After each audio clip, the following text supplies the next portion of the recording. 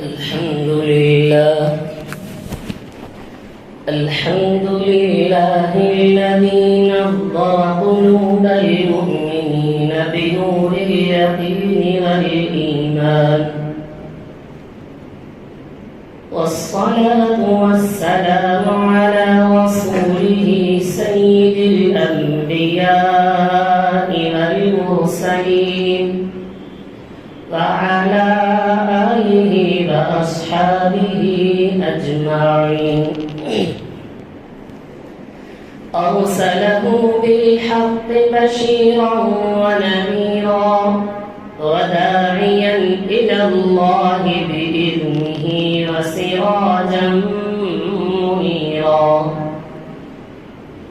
أما بعد، أعوذ بالله من الشيطان الرجيم. بسم الله الرحمن الرحيم.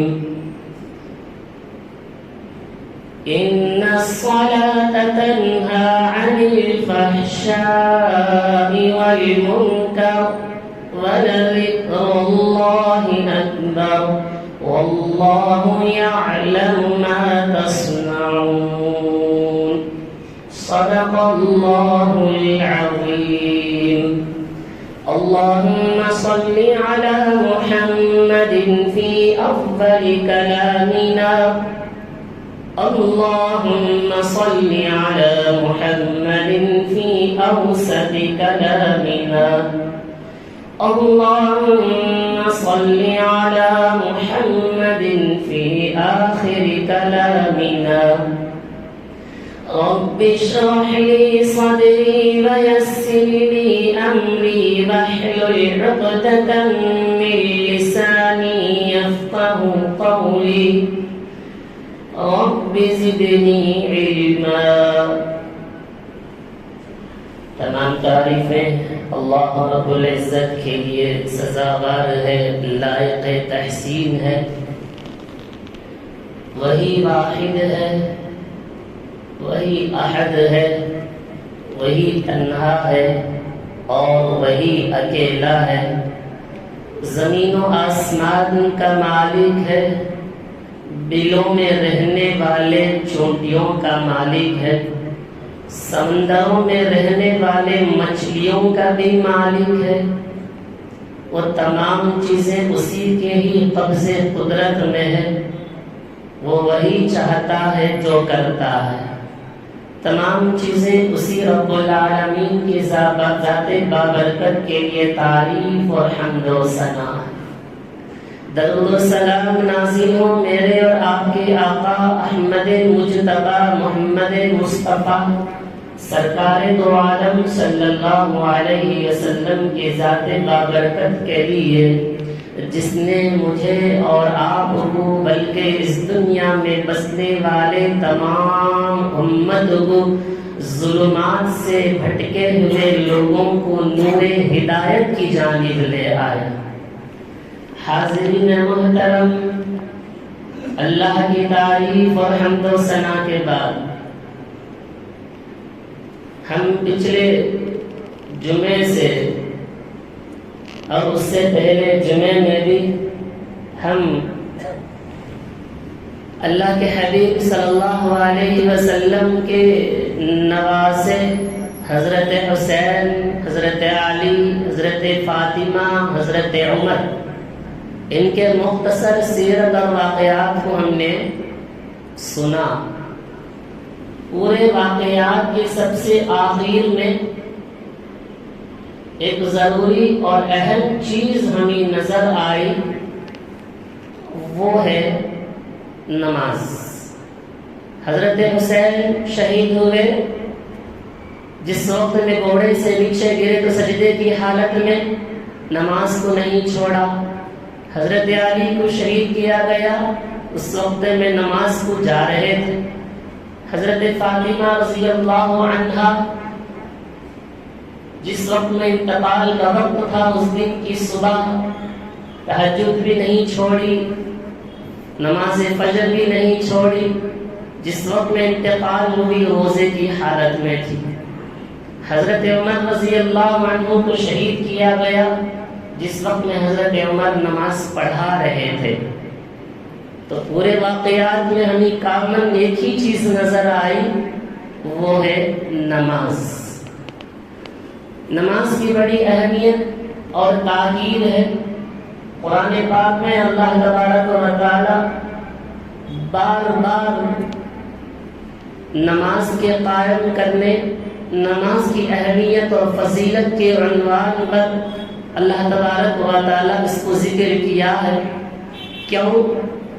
کیونکہ نماز مومن کے لیے نور ہدایت ہے، اور نماز مومن کے لیے معراج ہے، کیونکہ نماز جنت کی کنجی ہے۔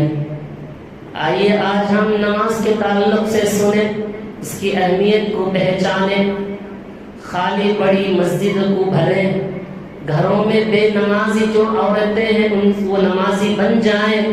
اس نیت سے، اس ارادے سے، اس شوق سے ہم سنیں تاکہ اللہ تبارک و تعالی ہمیں مرتے دم تک نماز پر قائم رہنے کی توفیق نصیب فرمائے۔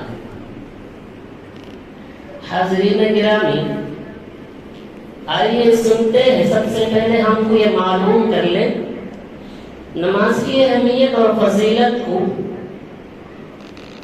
اور یہ تحفہ جو رحمت للعالمین صلی اللہ علیہ وسلم کو ملا ہے، وہ اللہ رب العزت عرش کے اوپر بلا کر اپنے خاص تجلیات اور نور کو دکھلا کر نماز کا یہ تحفہ اللہ نے اللہ کے حبیب کو نوازا، اور اس امت کو بھی اس نعمت سے نوازا ہے۔ تاریخ کی کتابوں کو اٹھا کر دیکھیں گے، علامہ سیوطی رحمت اللہ علیہ فرماتے ہیں، معراج کا واقعہ تو بہت لمبا ہے، ہم معراج کے واقعے پر نہیں جائیں گے۔ معراج میں جو ضروری باتیں ہوئی اس کو معلوم کرنا ہے جو نماز کے تعلق سے۔ اللہ کے نبی کہے تھے زمین سے آسمان کی جانب آئے تھے تحفہ لے کر اس امت کو نماز کا۔ نماز کیا ہے؟ مومن کے لیے روحانی معراج ہے۔ اللہ کے نبی تو جسمانی معراج کیا، ہم تو روحانی معراج کریں گے۔ حضرت علی رضی اللہ عنہ فرماتے ہیں جب میرا جی چاہتا ہے کہ میں اللہ سے بات کروں تو میں نماز میں کھڑا ہو جاتا ہوں، اور حضرت علی نے کہا جب میرا جی چاہتا ہے اللہ مجھ سے بات کرے تو میں قرآن مجید پڑھتا ہوں۔ یہ قرآن اللہ کا کلام ہے، اللہ سے بات کرنے کے برابر ہے۔ اللہ کا تذکرہ ہے، انبیاء کا تذکرہ ہے، صحابہ کا تذکرہ ہے۔ قرآن مجید کی تلاوت سے ایمان کی حلاوت میں اور تر و تازگی پیدا ہو جاتی ہے، اور نماز کے پڑھنے سے ایمان میں نورانیت پیدا ہو جاتی ہے۔ اللہ کے نبی صلی اللہ علیہ وسلم کو بیت المقدس مسجد اقصی لے جایا گیا۔ اللہ کے نبی مسجد اقصی داخل ہوتے ہیں، اللہ کے نبی صلی اللہ علیہ وسلم نے دیکھا مسجد اقصی کے پاس ایک نورانی جنت کی حوریں بیٹھی ہوئی ہیں۔ اللہ کے نبی نے پوچھا آپ لوگ کون ہیں؟ کہنے لگی یا رسول اللہ ہم جنت کی حوریں ہیں، ہن خیرات الحسان ونساء قوم ابرار۔ یا رسول اللہ ہم آپ کے نیک لوگوں، آپ کے امتیوں کے نیک لوگوں کی بیویاں ہیں، جنت کی حوریں ہیں، آپ سے ملاقات کرنے اور مسجد اقصی میں آپ کے پیچھے نماز کے لیے ہم لوگ تشریف لائے ہیں۔ اللہ کے نبی نے بات سن کر آگے چلے، مسجد اقصی میں داخل ہوتے ہیں۔ مسجد اقصی میں دیکھا جب اندر جاتے ہوئے ایک لمبے قد والے خوبصورت اور روشن نما چہرہ نماز پڑھ رہا ہے۔ اللہ کے نبی نے حضرت جبرائیل سے پوچھا بتاؤ جبرائیل یہ کون شخص ہیں؟ حضرت جبرائیل نے کہنے لگے یا رسول اللہ یہ تو حضرت آدم علیہ السلام ہے جو آپ کے پیچھے نماز کے لیے مسجد اقصی آئے ہیں۔ پھر اللہ کے نبی نے ایک اور شخص کو دیکھے جو بزرگیت جھلکی ہوئی ہے، چہرے پر نورانیت ٹپک رہی ہے، اللہ کے حبیب نے پوچھا حضرت جبرائیل سے بتاؤ یہ جو نماز پڑھ رہے ہیں یہ کون ہے؟ کہنے لگے یا رسول اللہ یہ تو حضرت ابراہیم علیہ السلام ہے۔ اللہ کے نبی نے ایک اور شخص کو دیکھے جو چہرے پر جلالیت سانولا رنگ کلر والا نماز پڑھ رہا ہے۔ اللہ کے نبی نے پوچھے بتاؤ جبرائیل یہ کون ہے؟ کہنے لگے یہ حضرت موسیٰ علیہ السلام ہے۔ انبیاء کرام نماز پڑھنے کے لیے آپ کی امامت کے پیچھے نماز پڑھنے کے لیے مسجد اقصیٰ تشریف لائے ہیں۔ حضرت جبرائیل جماعت کھڑی ہونے کے لیے اذان دیتے ہیں۔ اذان جو ہی شروع کیا گیا آسمانوں کے دروازے کھلے، تمام فرشتے آسمانوں سے نیچے اتر کر آتے ہیں جناب رسول اللہ صلی اللہ علیہ وسلم کے پیچھے نماز ادا کرنے کے لیے۔ دیکھا کہ مسجد اقصیٰ کی صفیں بھری پڑی ہیں، تمام ملائکہ اور فرشتے آسمانوں پر ہواؤں پر اللہ کے نبی کی تابعداری میں نماز کے لیے کھڑے ہو گئے ہیں۔ ایسے ہی اور اللہ اور حضرت جبرائیل نے اقامت کہی، اقامت کے بعد دیکھا کہ منبر خالی ہے۔ حضرت جبرائیل اللہ کے حبیب صلی اللہ علیہ وسلم کا ہاتھ پکڑا، کہا یا رسول اللہ آپ عرفہ ہیں، آپ اعلیٰ ہیں، آپ امام الانبیاء ہیں، تمام نبیوں کے سردار ہیں، آپ ہی کو آگے بڑھنا ہے اور نماز پڑھانا ہے اور انبیاء آپ کے پیچھے نماز پڑھیں گے۔ حضرت جبرائیل نے حضرت اللہ کے حبیب صلی اللہ علیہ وسلم نماز پڑھائے۔ نماز کے فارغ ہونے کے بعد حضرت جبرائیل نے پوچھا یا رسول اللہ کیا آپ جانتے ہیں کہ آپ کے پیچھے کتنے انبیاء نماز پڑھے؟ کہا کہ آپ کے پیچھے 1,24,000 انبیاء کرام آپ کی اقتدا میں نماز ادا کی ہے۔ اللہ کے نبی نے اس بات کو سن کر آسمان کی طرف رف نامی ایک سواری ہے، اس سواری پر اللہ کے نبی سوار ہو کر آسمان کی جانب جاتے ہیں۔ ایک بعد دیگر ایک آسمانوں پر ایک نبیوں سے ملاقات، حضرت آدم، حضرت ابراہیم، حضرت اسماعیل، حضرت موسیٰ، تمام سے ملاقات ہوتے ہوئے اوپر جاتے ہیں۔ وہاں جا کر ایک جگہ اللہ کے حبیب نے بائیں اور دائیں جانب دیکھا کہ خوبصورت چمکتا ہوا چہرہ، سفید لباس پہنے کھڑے ہوئے تھے چند لوگ۔ اللہ کے نبی نے ایک جانب دیکھا، چہرہ سیاہ ہے، بدنما چہرہ ہے، کپڑا ایک دم سیاہ ہے۔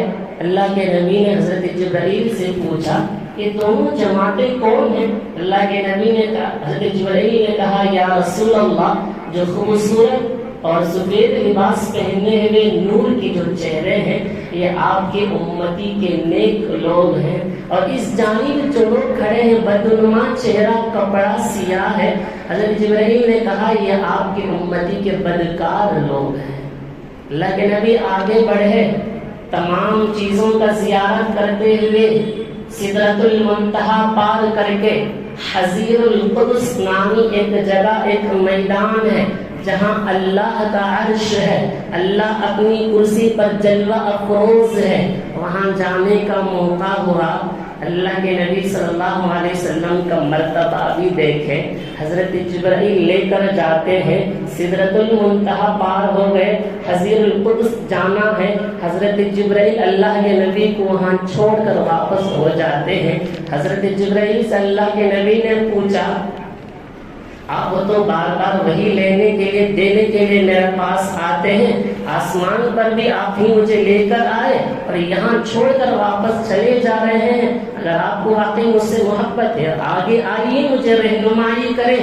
حضرت جبرائیل نے کہا یا رسول اللہ یہ مرتبہ اس جگہ پر داخل ہونے کے لیے کسی انبیاء کو داخلہ کی اجازت نہیں سوائے آپ کے، آپ ہی اس جگہ جا سکتے ہیں۔ اگر میں ایک قدم بھی حضیر القدس کے میدان میں قدم رکھوں گا اللہ کی جلالیت اور نورانیت سے میرے پر جل کر راکھ ہو جائیں گے، میں آگے بڑھنے کی مجھے گنجائش اور مجھے اجازت بھی نہیں ہے۔ اللہ کے نبی کا مرتبہ آسمان پر بھی بلند تھا، اللہ کے نبی کا مرتبہ دنیا میں بھی بلند ہے۔ اللہ کے نبی حضرت جبرائیل پیچھے چھوڑ کر اللہ کے نبی کو آگے چلا کر آ گئے۔ آج اللہ کے نبی کی شان میں سوچتے ہیں کہ گستاخی کر کے، اللہ کے نبی کی شان میں گستاخی کر کے یہ سوچتے ہیں کہ اللہ کے نبی کی ذات کو مٹی میں ملا کر ختم کر دیں گے۔ جہاں حضرت جبرائیل کو جانے کی اجازت نہیں ہے، آسمان میں رہنے والے مقدس فرشتہ اسے اجازت نہیں ہے جانے کی، ہمارے نبی کو، میرے نبی کو جانے کی اجازت ہوئی۔ جب اللہ کے نبی صلی اللہ علیہ وسلم اندر گئے، اللہ کی تجلیات کو دیکھا تو فوراً اللہ کے حبیب صلی اللہ علیہ وسلم کے زبان اطہر پر جاری ہوا، التحیات للہ والصلوات والطیبات، تمام قولی اور جانی اور بدنی عبادتیں رب العالمین صرف تیرے ہی لیے ہے۔ اللہ کے نبی کو ایک کلام، اللہ کو ایک کلام اتنا پسند آیا، اللہ تبارک و تعالیٰ واپس ان کے جواب میں کہتے ہیں، السلام علیک ایھا النبی ورحمۃ اللہ وبرکاتہ، اے نبی تجھ پر سلامتی ہو، برکت ہو اور رحمتیں ہو۔ اللہ تبارک و تعالیٰ جب یہ کہا تو اللہ کے نبی پیچھے سے فوراً کہنے لگے، السلام علینا وعلی عباد اللہ الصالحین، ہم پر سلامتی ہو، نیک لوگوں پر بھی سلامتی ہو۔ یہ گفتگو، یہ بات چیت اللہ سے اللہ کو اتنا پسند آیا، اللہ کے حبیب ابھی تک اللہ کی جلالیت اور نورانیت کو دیکھ ہی رہے تھے، اتنے میں یہ کلام جو اتنا پسند آیا اللہ کو، اللہ نے کہا میں نے آپ کی امتوں پر 50 نمازیں فرض کرتا ہوں۔ اللہ کے حبیب صلی اللہ علیہ وسلم کو اگر 500 نمازیں بھی دیتے تو اللہ کے نبی فوراً قبول کر آ جاتے، کیونکہ جب عاشق کسی معشوقہ کے پیچھے ہوتا ہے، جب بھی وہ کوئی بھی کچھ بھی کام کے فوراً کچھ بڑا کام، کتنا ہی پہاڑ توڑنے کا کام ہی کیوں نہ ہو، کر کر ضرور لا کر پیش کرتا ہے۔ اللہ کے حبیب کو اللہ سے اتنی محبت تھی کہ 500 نمازیں بھی دیتے تو انکار نہیں کرتے، قبول کر لیتے۔ اللہ کے نبی ابھی اللہ کو دیکھنے میں ہی مشغول ہے، یا اللہ تیری محبت میں آ گیا ہوں، تو جو بھی دے گا میں قبول کرنے کے لیے میں تیار ہوں۔ تو 50 نمازیں فرض ہونے کے بعد لے کر آ رہے تھے، راستے میں حضرت موسیٰ علیہ السلام سے ملاقات ہوئی۔ کہتے ہیں کہ یا رسول اللہ نے آپ کو کیا تحفہ دیا؟ کہا کہ اللہ نے مجھے 50 نمازیں میری امت کے لیے دیا ہے۔ حضرت موسیٰ نے کہا میں اچھی طرح جانتا ہوں میری قوم اللہ کے حکام کو ذرہ برابر بھی ماننے کے لیے تیار نہیں تھی، میں جو کچھ حکم اللہ سے نازل کرتا ہوں اس کے خلاف ورزی، نافرمانی بنی اسرائیل کرتے تھے۔ تیری امت اتنی نمازیں برداشت کرنے کے قابل نہیں ہے، اللہ سے کچھ معافی تلافی کر کے، سفارش کر کے کم کر لے آؤ۔ گئے اللہ کے پاس، سفارش کیا، 10 نمازیں معاف ہوئی۔ پھر آئے، حضرت موسیٰ نے کہا تیری امت یہ بھی برداشت نہیں کرے گی۔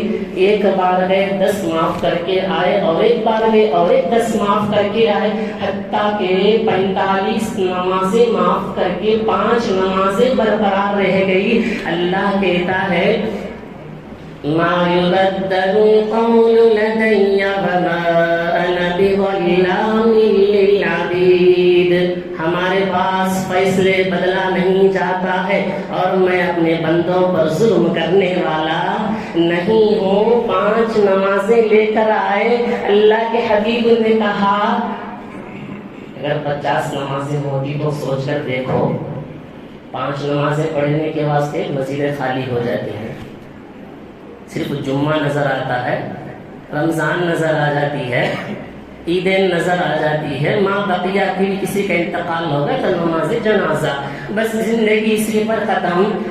5 نمازوں پر ہی کبھی کبھی 2 یا 3 صفحے، کبھی بارش ہو گئی تو صفحے بھی خالی ہو جاتی ہیں۔ اگر 10-50 نمازیں ہو تو صرف امام اور مؤذن دونوں کھڑ کر نماز پڑھ کر نماز فارغ کر دیں۔ اللہ کے نبی صلی اللہ علیہ وسلم نے کہا کہ اللہ نے 5 نمازیں فرض کی ہیں، یاد رکھنا 5 نمازیں اگر پڑھ لو گے، ان 5 نمازوں کے بدلے میں اللہ تمہیں 50 نمازیں پڑھنے کا ثواب عطا کرے گا۔ فجر پڑھ لو تو 2 رکعتیں پڑھ لو 10 کا ثواب دیتا ہے، ظہر 4 پڑھ لو 10 کا ثواب دے گا، عصر 4 پڑھ لو 10 کا ثواب، مغرب کا 3 پڑھ لو تو 10 کا ثواب، عشاء کا 4 پڑھ لو تو 10 کا ثواب۔ دن میں 5 نمازیں پڑھ لیے تو 50 نمازوں کا ثواب اللہ یوں ہی بندوں کو عطا کر دیتا ہے۔ بیٹھے بیٹھے مفت میں ثواب اور نیکیاں کمانے کا، نیکی اور نیکی کا ذخیرہ جمع کرنے کا یہ ہمارے پاس ایک بہترین موقع ہے، بہترین طریقہ ہے، وقت ہے، سب کچھ ہے، مگر انسان دنیا کی وسوسوں پر، دنیا کی محبت پر، دنیا کی خواہشات پر رکھ کر نمازوں کو، خدا کو بھول بیٹھا ہے۔ اللہ یا میرے بندو، اللہ کے نبی نے صلی اللہ علیہ وسلم نے کہا اس پرفتن دور میں، آج کے دور میں نماز میں کھڑا ہو جانا ایک ایسی مشکل کام ہے۔ جب نماز میں کھڑے ہو جاتے ہیں تو خیال کسی نہ کسی آدمی کو کسی نہ کسی پریشانی مبتلا ہونا ضرور ہے۔ کوئی گھریلو حالات سے پریشان، کوئی تجارت کے حالات سے پریشان، کوئی مالیات سے پریشان، کوئی کسی سے پریشان، ہر آدمی کسی نہ کسی پریشانی میں خیالات مبتلا ہو کر پڑا ہوا ہے۔ جب نماز پڑھتا ہے تو پوری پریشانی، پورے خیالات نماز کے اندر ہی آتے ہیں اس کو، اور نماز میں جب خیالات آتے ہیں، سورہ فاتحہ کے بعد سورہ پڑھا یا نہیں پڑھا اس کا بھی خیال نہیں، رکوع میں سجدے کی تسبیح پڑھ لیا، سجدے میں رکوع کی تسبیح پڑھ لیا، تحیات میں تشہد کے بعد درود شریف پڑھنا بھول گیا، خیالات میں 4 رکعت کی نماز میں 2 رکعت پڑھی لیے، کبھی 2 رکعت میں سلام پھیر لیے، کبھی 2 رکعت والی نماز میں پہلی رکعت میں سلام پھیر دیے۔ خیالات اتنے بکھرے ہوئے ہیں، نماز کے ارکان ہی کو بھول کر بیٹھ گئے ہیں۔ یہ نماز پر صحیح محنت نہ ہونے کی بنیاد پر ہے۔ اللہ کے حبیب صلی اللہ علیہ وسلم نے کہا کہ قیامت کے دن ایسا وقت آئے گا، لوگ مسجد میں جوق در جوق تو آئیں گے، نمازیں پڑھیں گے، مگر ان کا دل اللہ کی محبت سے، ذکر سے خالی ہوگا، یعنی توجہ اللہ کی جانب ہونے کے بجائے خیالات ذہن میں آ جائیں گی، آپ کی نمازیں بکھر کر رہ جائیں گی۔ اللہ کے نبی نے کہا ایسے شخص کی نماز کو لے کر اس کے منہ پر پھینک دیا جائے گا، اس کی کوئی ضرورت نہیں، صرف اٹھک بیٹھنے کے علاوہ کوئی فائدہ نہیں ہوا۔ نماز پڑھ رہا ہے، خیالات گھر میں ہے، اب تو خیالات جب سے موبائل آ گئے، خدا نخواستہ گھنٹی بجی، پوری نماز میں خیالات کون فون کرے ہوں گے، کہاں سے فون آیا ہوگا، کیوں فون آیا ہوگا، نماز کے ختم ہونے تک جو ہی سلام پہرے سب سے پہلی چیز جیب میں سے موبائل نکالو، چیک کرو کون، اگر خدا نخواستہ میسج کی بھی گھنٹی پڑی تو اس پر بھی بے خیال، اگر فون کو سائلنٹ موڈ میں ڈال دیے تو وائبریشن کے چکر میں پوری نماز میں فون کیے ہوں گے، پوری نماز میں توجہ خیالات پورے بکھر کر رہ گئے۔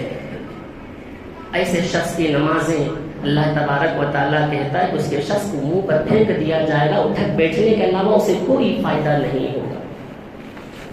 صرف نمازیں پڑھ رہے ہیں، آئے نماز پڑھیے، نیت باندھا، کھڑے ہو گئے، رکوع سجدہ کر لیے، بس نمازیں مکمل ہو گئی، اس کا کوئی فائدہ حاصل نہیں ہو سکا۔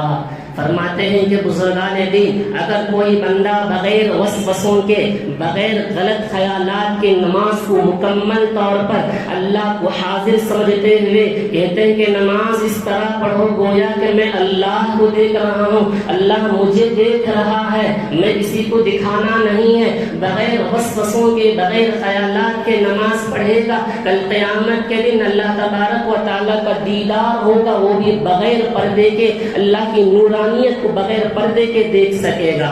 اگر نماز میں خیالات اور وسوسوں کو لائے گا، کل قیامت کے اللہ تبارک و تعالیٰ کا دیدار ہوگا، وہ پردے کے ساتھ ہوگا، نورانیت کو ہم کلامی کا شرط سے حاصل نہیں ہوگا۔ اس لیے نمازوں کے اندر محنتیں بہت ضروری ہے، توجہ بہت ضروری ہے، نماز پڑھنا ہے، نماز پڑھیں گے، بار بار پڑھیں گے، جب جا کر اللہ سے محبت، اللہ کا خوف دل میں پیدا ہوگا، جب اس وقت میں شوق ہوگا، نماز میں خیالات نہیں بھٹکیں گے۔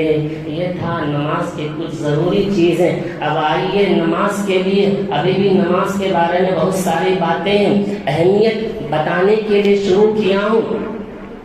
اب نمازوں میں خیالات بکھرتے کیوں ہیں؟ نماز میں سکون کیوں نہیں آتا ہے؟ کیونکہ نماز سے پہلے کی جو ابتدائی ہماری حالات ہیں وہ بگڑے ہوئے ہیں، جیسے کہ طہارت، وضو، اذان کا جواب، مسجد کا آنا. یہ 4 چیزیں جو ہمارے لیے ہیں، اس میں کمی اور کوتاہی کی وجہ سے، یہ طہارت اور دوسرا وضو، یہ دونوں کے ٹھیک نہ ہونے کی وجہ سے نمازیں بالکل بیکار اور بے ثبوت اس کے منہ میں پھینک دیا جائے گا. کیونکہ آپ مسئلہ دیکھیں، طہارت کا مسئلہ کو اٹھا لیں. چلیے دیکھتے ہیں طہارت کے تعلق سے اللہ کے نبی صلی اللہ تبارک و تعالیٰ قرآن میں کیا کہتا ہے؟ فِيهِ رِجَالٌ يُحِبُّونَ أَن يَتَطَهَّرُوا وَاللَّهُ يُحِبُّ الْمُطَّهِّرِينَ. اس میں بعض لوگ ایسے بھی ہیں جو پاکی کو پسند کرتے ہیں، کیونکہ اللہ تبارک و تعالیٰ پاک رہنے والوں کو پسند کرتا ہے. ان اللہ یحب التوابین ویحب المتطہرین. اللہ تبارک و تعالیٰ توبہ کرنے والے اور پاک رہنے والوں کو پسند کرتا ہے. اب نماز کے لیے کپڑا پاک ہو، بدن پاک ہو، جگہ پاک ہو، یہ ظاہری چیزیں ہیں. ایک باطنی چیزیں، اخلاق پاک ہو، دل پاک ہو، خیالات سے صاف ہو. ایک اور ایک چیز ہے جو غذا پاک ہو. یہ تینوں چیزیں اگر ہوں گی تو نمازیں تمہاری قبول کی جائیں گی. اگر یہ چیزیں نہ ہوں گی تو نمازیں برباد ہو جائیں گی. اب کپڑے کا پاک ہو، جب کپڑے کا مسئلہ آتا ہے تو مجھے یہ بار میں ہر مجلس میں یہ کہتا ہوں، کپڑے کی ناقدری ہماری ایسی ہوتی ہے، جو کپڑا پہن کر کام کرتے ہوتے ہیں اسی کپڑے میں مسجد میں حاضری ہماری ہو جاتی. رات میں جس کپڑے میں سو کر اٹھے وہی کپڑا پہن کر فجر کی نماز میں حاضری ہو جاتی. کہاں کب گندگی کس انداز سے لگا ہے اس کا کوئی احساس ہی نہیں ہوتا.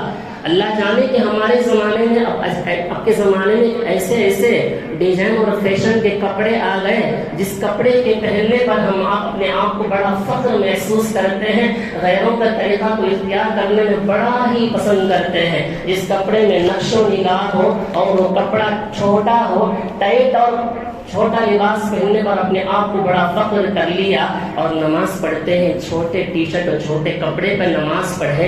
میرے بھائی بتاؤ، آپ کسی جگہ کسی میٹنگ میں جائیں، کسی شادی کے موقع پر آپ جائیں، بتاؤ کہ آپ میٹنگ کے موقع پر وہی پرانے چھوٹے کپڑے اور پرانے بدبودار کپڑے پہن کر جائیں گے یا اچھا سا اچھا لباس پہن کر عطر وغیرہ لگا کر سینٹ وغیرہ لگا کر جائیں گے؟ کیونکہ وہاں یہ کپڑا پہن کر جائیں گے تو لوگ دیکھ کر کیا کہیں گے؟ ہمارے ذہن میں لوگ کیا کہیں گے، لوگ کیا کہیں گے. یاد رکھنا، جب تک لوگ کیا کہیں گے، لوگ کیا کہیں گے، لوگوں کے ذہن پر ڈالتا جائیں گے، اللہ کی محبت کبھی بھی دل میں ہرگز نہیں آئے گی. اب مسجد کو جب آنے کا موقع ہوتا ہے وہی چھوٹے کپڑے پہن کر آئیں گے. اب اتنا چھوٹا کپڑا ہوگا، جب نماز کے لیے کھڑے ہوں گے وہ بیچارے کو خود احساس ہوتا ہے کہ میرا کپڑا رکوع کے موقع پر اوپر چلا جاتا ہے، پینٹ کا حصہ نیچے آ جاتا ہے، پچھلا حصہ ہمارا نظر آتا ہے. مرد کے لیے ناف سے لے کر گھٹنے تک کا چھپانا بے حد ضروری ہے. اب پچھلا حصہ نظر آ گیا، وہ بندہ پوری نمازوں میں کپڑا کھینچتا رہا، اس کی نماز بھی بے قراری، پیچھے کھڑنے والوں کی نماز بھی گئی، نماز تو برباد ہو جاتی. اس کی نگاہ اگر پیچھے والے کی حصے پر پڑ گئی تو اس کی نماز کی حالت کیا ہونا ہے؟ نماز تو گئی. اور اسی طرح چست لباس اور ٹائٹ پینٹ جینس پینٹ پر نیا ماڈل کا آ گیا ہے. میرا بھائی اتنا چست ہوگا، جب استنجا کے لیے بیٹھیں گے تو پینٹ اور پیٹ دب جائے گا، جس سے پیشاب کی نسیں تھوڑا سا بند ہو جاتا ہے، پیشاب کے قطرے مکمل آتا نہیں ہے. جب آپ کھڑے ہو کر پینٹ کو باندھ لیں گے، جو بچا کچا جو پیشاب کے قطرے ہیں پھر کپڑے پر پڑھیں گے، پھر آپ وضو کر کر آئیں گے، کپڑا پاک اور نماز بھی ناپاک، نماز قبول ہونے سے رہ گئی. اس طرح کا لباس کیوں پہنتے ہو جس نماز میں سکون نہیں ہے؟ تو بدن کا پاک، کپڑے کا پاک، جگہ کا پاک، خیالات کا پاک، دل کا پاک ہونا. دل میں ایسا سب دل میں پاک یہ ہو کہ حسد نہ ہو، بغض نہ ہو، کسی کے لیے کینہ اپنے اندر نہ ہو، وہ نمازیں قبول ہو جاتی ہیں. دل و دماغ بھی پاک رکھیں، کسی کے خیالات کو نامحرم حرام کے خیالات کو اپنے ذہنوں میں آنے نہ دے۔ آج ہم باہر جاتے ہیں، جس طرف ہم دیکھیں اشتہار پر، وہاں کسی غیر محرم کے تصویر کے علاوہ وہ اشتہار بننے کا نام و نشان نہیں۔ ہم کسی بھی یوٹیوب کے چینل کو کھول لیں، سب سے پہلے ایڈورٹائز آتا ہے، اس میں بھی انہی کی تصویریں، جہاں جہاں نگاہیں اٹھائیں وہاں غیر محرم کی تصویروں کے علاوہ کوئی نہیں۔ جب آپ نماز میں کھڑے گے خیالات اس طرف جائیں گے، پھر کدھر جائیں گے؟ دل کا یہ پاک ہو، حسد سے پاک ہو، بغض سے پاک ہو۔ اللہ کے حبیب صلی اللہ علیہ وسلم جب حسد اور بغض کینہ کا موقع آیا تو مجھے حدیث یاد آ گئی۔ اللہ کے نبی صلی اللہ علیہ وسلم مسجد نبوی میں بیٹھے ہیں۔ اللہ کے نبی نے کہا اب جو صحابی مسجد نبوی کے اندر داخل ہوں گے وہ جنتی ہوں گے۔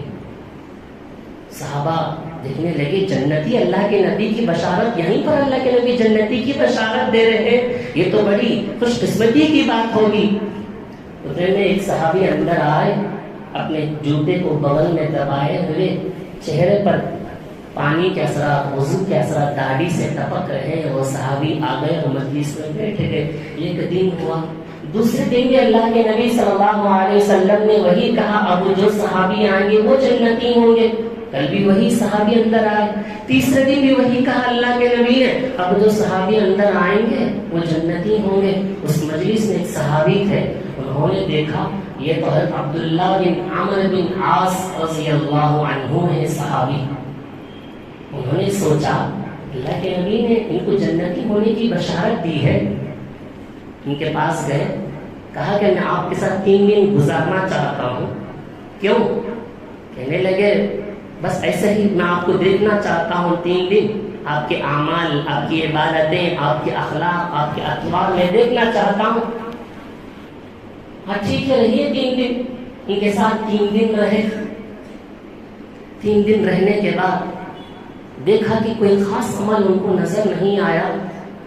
معمول کے مطابق صبح میں کام کاج کے لیے چلے جاتے ہیں اور رات میں آ جاتے ہیں، نماز پڑھ کر سو جاتے ہیں، کوئی خاص عمل نظر نہیں آیا۔ 3 دن گزر گئے۔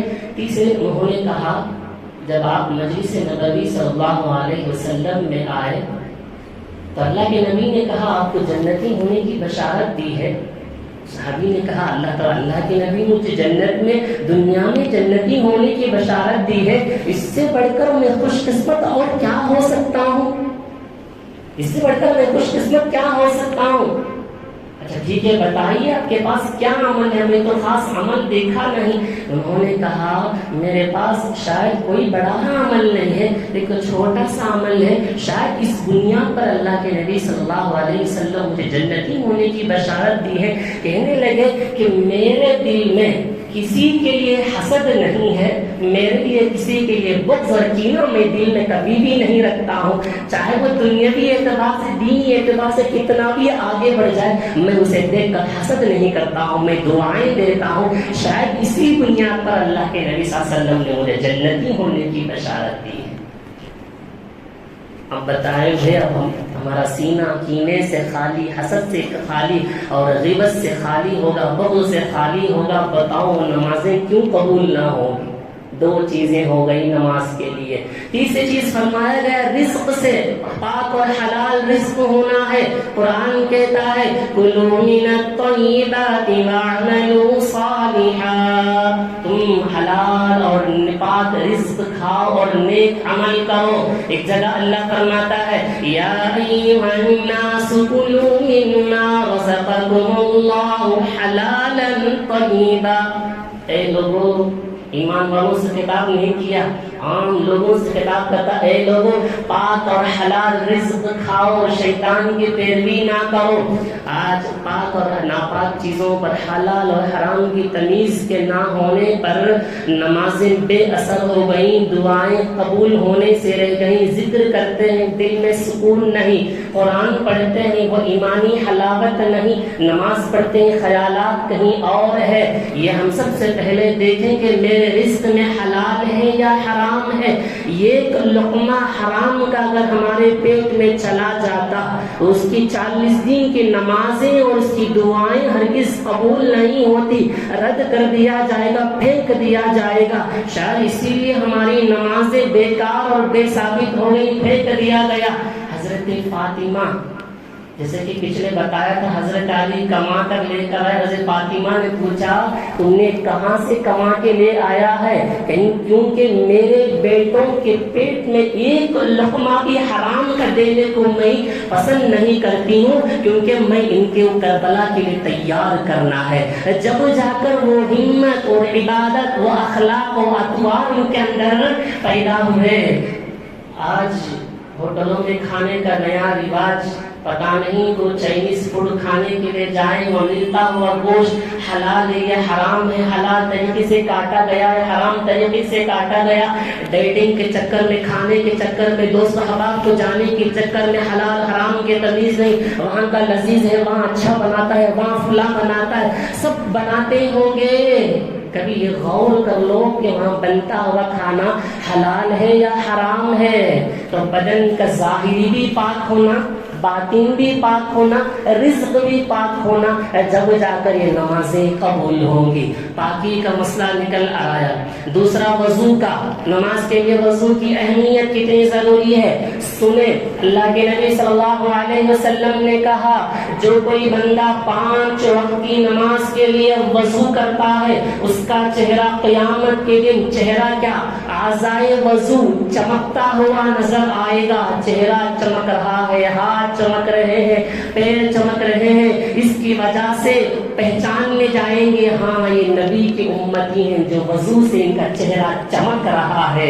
اللہ کے نبی صلی اللہ علیہ وسلم نے اور بھی کہا جب کوئی بندہ وضو کے شروع میں بسم اللہ العظیم والحمد للہ علی دین الاسلام، اگر یہ مکمل دعائیں یاد نہ ہو صرف بسم اللہ بھی پڑھ لیا جائے، بسم اللہ العظیم والحمد للہ علی دین الاسلام وضو کے شروع میں، اور وضو کے ختم پر کلمہ شہادت اشہد ان لا الہ الا اللہ واشہد ان محمد رسول اللہ پڑھ لیا کرے، اس کے پچھلے گناہیں معاف ہو جاتی ہیں۔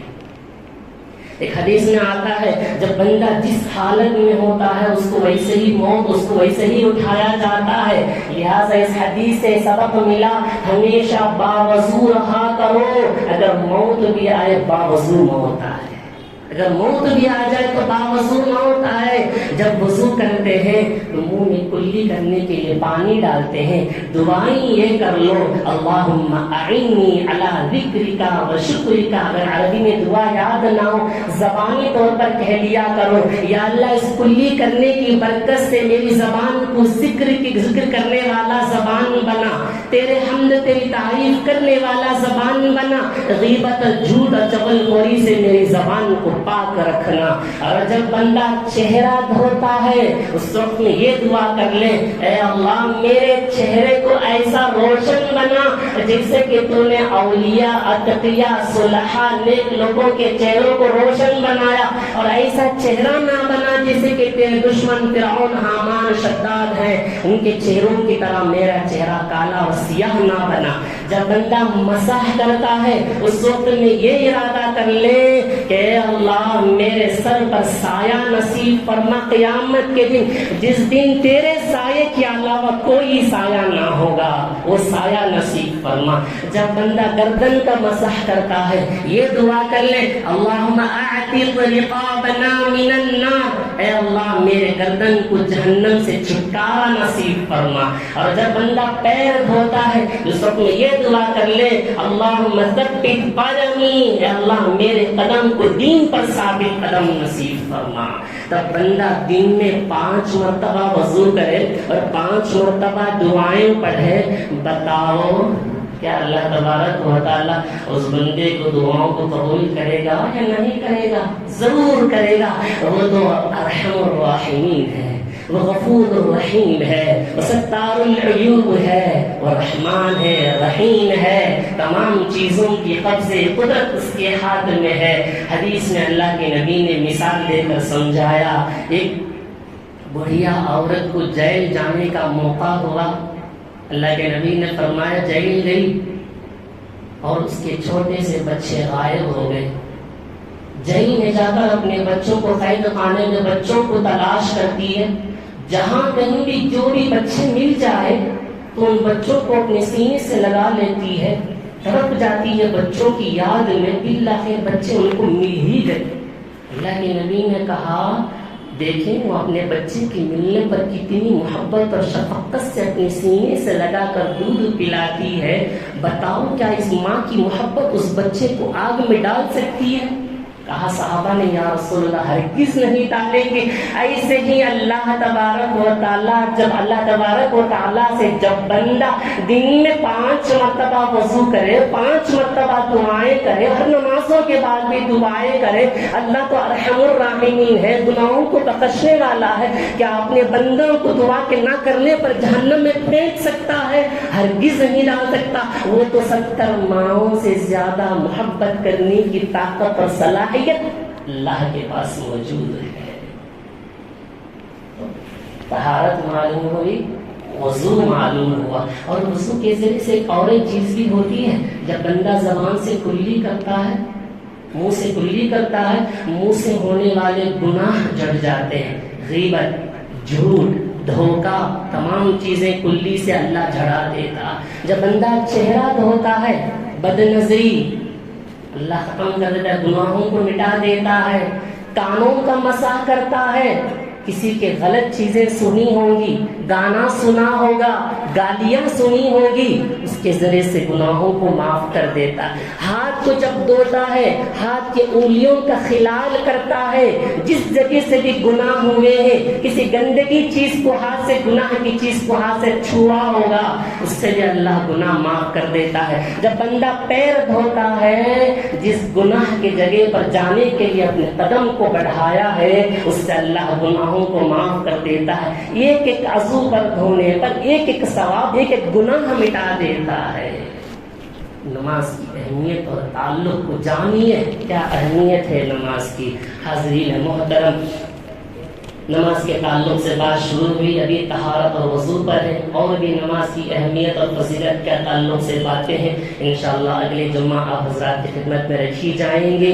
وقت پر پہنچنے کی کوشش کریں. اللہ تبارک و تعالی ہمیں سننے سے زیادہ عمل کی توفیق نصیب فرمائے. نماز کی اہمیت پر جان کر ہر وقت 5 وقت جب تک ہم دم رکھے ہیں, جب تک ہم بحیات ہیں, اللہ ہمیں نماز پر باقی رکھ, نماز کی حالت میں موت نصیب فرمائے. حاضرین محترم, جیسے کہ آپ سبھی حضرات بخوبی جانتے ہیں, قریبی شہر رام نگر جو فساد ہوا بارش اور سیلاب کے موقع پر, بہت ساروں گھر سے بے گھر ہو گئے ہیں, کھانے کے لیے کھانا نہیں ہے, گھریں نیچے گر چکے ہیں, پانی بہتا ہوا گھروں کے اندر داخل ہو گیا ہے, قیمتی چیزیں پانی میں مار کر لے کر چلی گئی. ہم اور آپ تو اللہ تبارک و تعالیٰ کا بڑا رحم ہو, کرم ہے, شفقت ہے, مہربانی ہے, آسانی کے ساتھ گھروں میں چھتوں پر بیٹھے ہوئے ہیں, لیٹے ہیں, کھانے کے لیے رقم رقم کے کھانے دیتا ہے.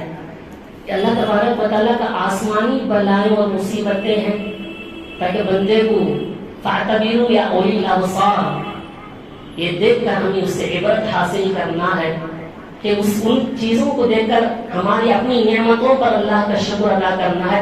کاش اللہ ہمیں اتنا اچھا رکھا ہے.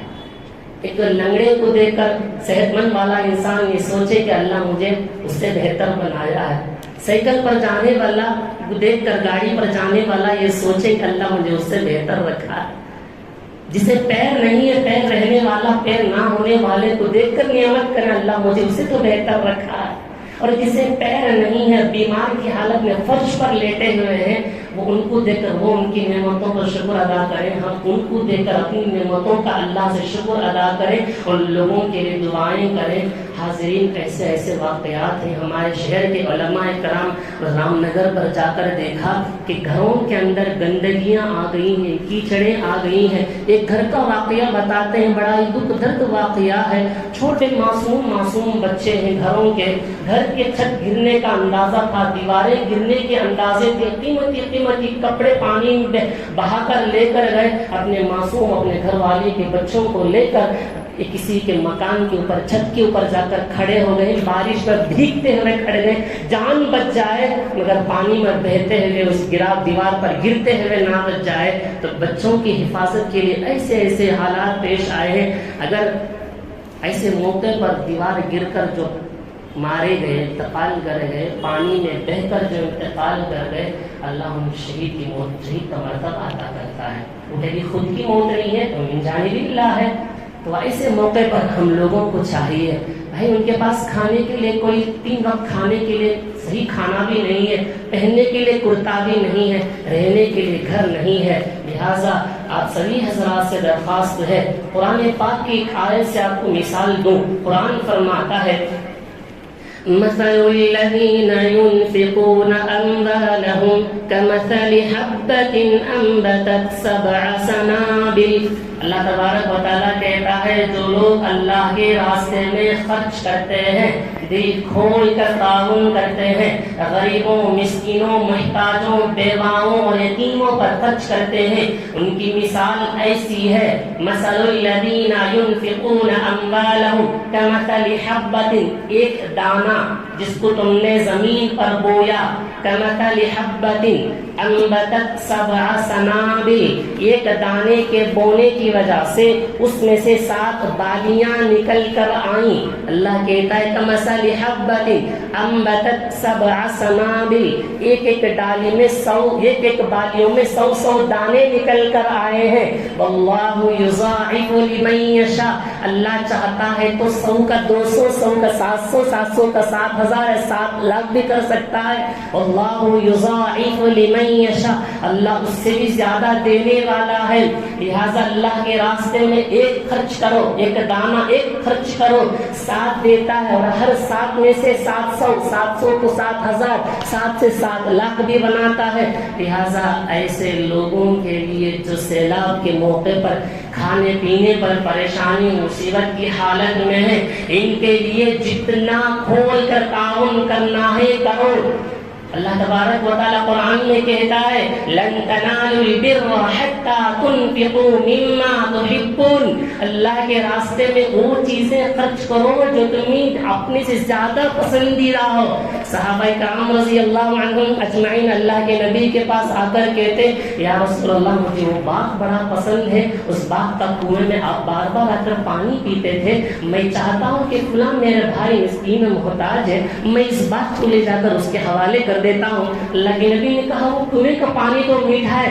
یا رسول اللہ میٹھا تو دور کی بات، قرآن کا حکم آ چکا ہے، میں اپنی جان سے زیادہ محبت کی چیزوں اللہ کے راستے میں خرچ کرنے کے لیے تیار ہوں۔ وہ باغ اللہ کے راستے میں خرچ کر دیے، اللہ تبارک و تعالیٰ اس کے بدلے میں قرآن کی آیت نازل کیا لن تنالوا البر حتى تنفقوا مما تحبون وما تنفقوا من شيء فإن الله به عليم، اللہ اس سے بھی زیادہ لاکھ گنا عطا کرنے والا ہے۔ من ذا الذي يقرض اللہ قرضا حسنا، یہ مال کا دیا ہوا اللہ کا، یہ جان دیا ہوا اللہ کا، کمانے کی توفیق دی اللہ نے، اور کہ اللہ نے ہمیں قرض دیا ہے، اس کے مال کو اسی کے راہ میں خرچ کرو، جیسے کہ ایسے بندے ہوتے مسکین، محتاج، فقیر، یتیم، ایسے بندے ہیں، ان پر خرچ کرنا ہے۔